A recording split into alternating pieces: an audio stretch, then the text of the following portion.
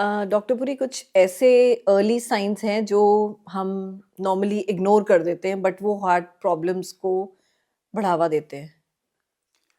Definitely जो बहुत सारे लोगों को ये मिसकंसेप्शन होता है कि जो हार्ट की टिपिकल पेन है कि लेफ़्ट साइड में होगी, शोल्डर को रेडिएट होगी या अपर आर्म को रेडिएट होगी, तो वो सब लोग में नहीं होती है।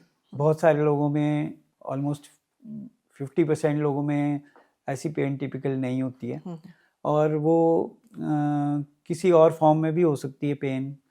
तो हम ये मान के चलते हैं कि जो हमारी नाभि है उसके ऊपर अगर कहीं पे भी हमारे नाभि के ऊपर पेन होती है, चाहे वो राइट साइड में होती है, चाहे लेफ्ट साइड में होती है, शोल्डर में होती है, आर्म में होती है, बैक में होती है, नेक में होती है, कई बार चोकिंग सेंसेशन होती है, वो बहुत खतरनाक होती है। लेफ्ट मेन डिजीज़ में जो होता है, इंसान को जब भी कोई एक्टिविटी करने लगते हैं एग्जर्शन पे चोकिंग होती है, वो बहुत ही एक खतरनाक साइन होता है।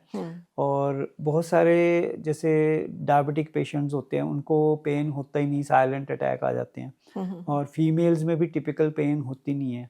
फीमेल में कई बार ऐसा होता है कि कई बार पोस्ट मेनोपॉजल जो हार्मोनल डिसऑर्डर है उसके साथ कई बार कंफ्यूज कर जाते हैं, इवन डॉक्टर्स भी।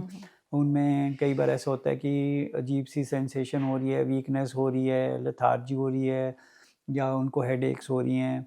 और जो डॉक्टर के पास जाते हैं कई बार वो सारा कुछ देखने के बाद उनको लगता है कि शायद कोई साइकेट्रिक प्रॉब्लम तो नहीं हो रही, तो वो कई बार साइकेट्रिस्ट को रेफ़र कर देते हैं। लेकिन एक्चुअल में जो है फीमेल्स में आफ्टर मीनोपॉज जो होता है वो हार्ट अटैक होने का रिस्क बढ़ जाता है काफ़ी। जब बिफोर मीनोपॉज जो होता है उनमें थोड़ा प्रोटेक्टिव इफेक्ट होता है हार्मोन्स की वजह से।